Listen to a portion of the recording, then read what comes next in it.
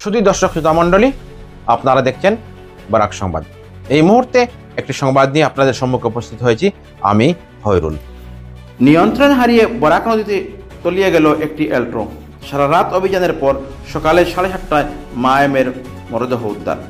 শোকাহত গোটা অঞ্চল। রাতভর অভিযান চালিয়ে মায়েমের মৃতদেহ উদ্ধার হলো। এমন হৃদয় বিদারক ঘটনা, গোটা অঞ্চল শোকাহত। ঘটনার বিবরণে জানা গেছে, বড়কাদার বুড়িবাইলের বাসিন্দা রইসুদ্দিন ও তার স্ত্রী 13 মাসের শিশুকন্যাকে নিয়ে ডাক্তার দেখাতে গিয়েছিলেন। ডাক্তার দেখানো শেষ হয়ে বাড়ি ফেরার পথে রায়পুরে নিয়ন্ত্রণ হারিয়ে বরাক নদীতে তলিয়ে যায় অল্টো গাড়ি।